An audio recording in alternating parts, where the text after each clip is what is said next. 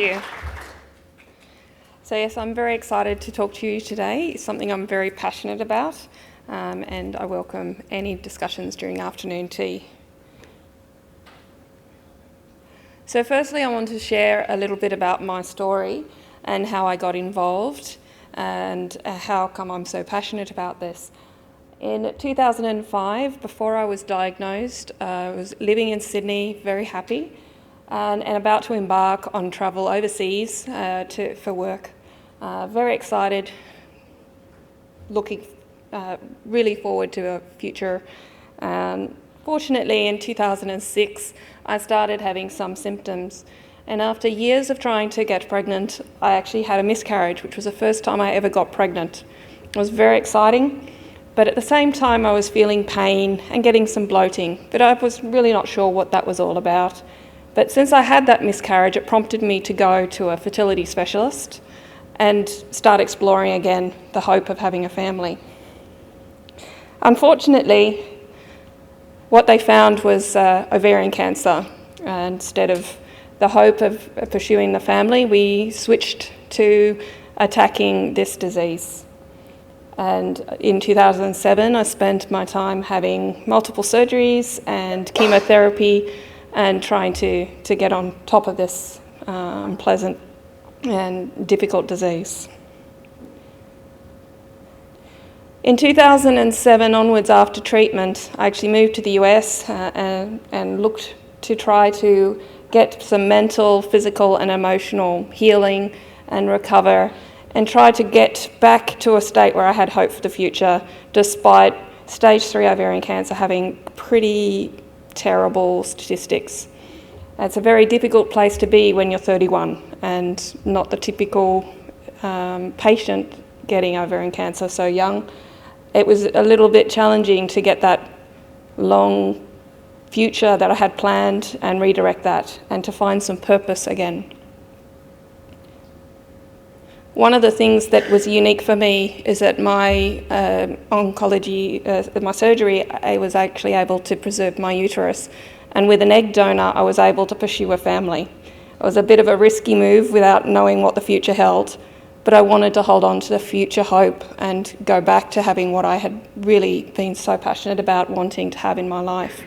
So in 2009, I welcomed my daughter, Emily.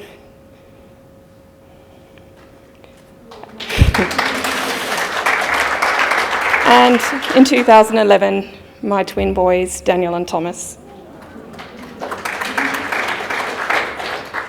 So that was a real positive experience for me. Even if it was a little controversial and risky, it's paid off. I have a beautiful family. So I then felt, well, now what? I hit my 5-year mark, and all the statistics only tell you about how bad the stats are for 5-year survival. And obviously I was now in that 30 to 40% survival statistic, but what does that mean for the rest of our life? What does it mean for the future? So I was left wondering about how to make best use of this second chance that I had, that I was so lucky about. And I also had some survivor guilt to deal with, because so many women that I'd met through treatment and post-treatment hadn't beaten the odds. And I wanted to make sure that I made use of that for those women as well, who I'd lost my friends along the way, and to really make a difference in the world. And I looked for an opportunity that would give me a way of paying back, and also really focused on the areas that I struggled with. One area was the slow diagnosis. I first saw symptoms in August, and I was diagnosed the following April through a lengthy path, complicated by my age and that it was not an expected diagnosis for someone at that age. But I really wanted to look at how can we improve the stats? How can we drive diagnosis into stage 1, stage 2, which has better odds rather than stage 3, stage 4. Along that search, I stumbled across the Ovarian Cancer Research Fund Alliance program of survivors teaching students, and it really spoke to me.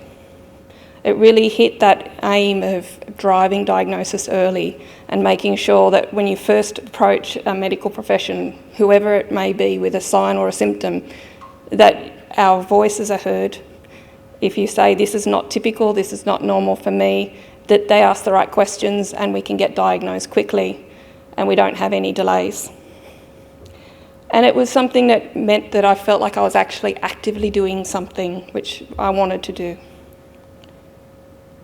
So after getting some training and receiving coaching on how to tell my story, I began to present to medical students, doctors and nurses and other staff, mainly at 2 unis. I was still in the US at that time, living in New Jersey, so I presented in both New York and New Jersey hospitals and medical training facilities. I really felt empowered by telling my story, and not just telling my story, but telling my story with a purpose, and being able to see the impact on the doctors' faces when they came in the room with little understanding, sadly, and being able to leave the room having made an impact on them and hopefully helping them to have this in the back of their mind and making sure ovarian cancer is on their radar when they're diagnosing and seeing patients.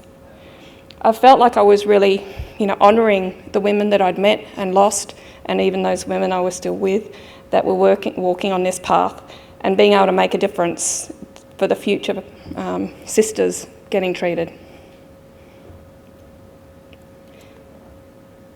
In 2013, I started wanting to come back with my family back to Sydney. And I started looking at it, that this US program had a global reach already. It was very established in the US, but was also being rolled out to UK and Canada. And I was really keen to consider, why not in Australia? Was there something similar already in Australia, or how could we bring this positive experience to Australia?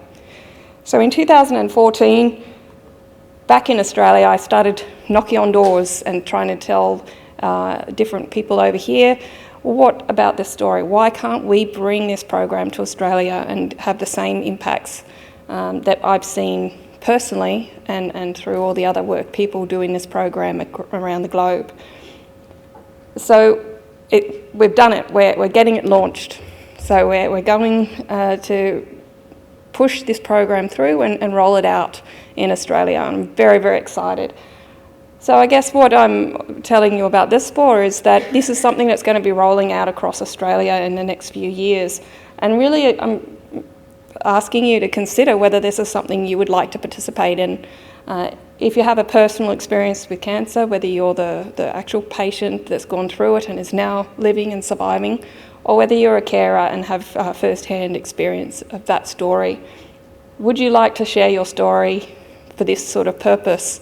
Would you like to join us in rolling this out and helping the medical profession raise awareness and drive diagnosis into an early phase? So that's the story, and if you'd like to talk to me, feel free. Also, Helen, if you could wave, is helping with this. So if you want to speak to either of us, express an interest, whether you want to follow it when it rolls out to you, your state where you were at, feel free. There's an email address there, but you can also come and talk to us or reach out to us in other ways.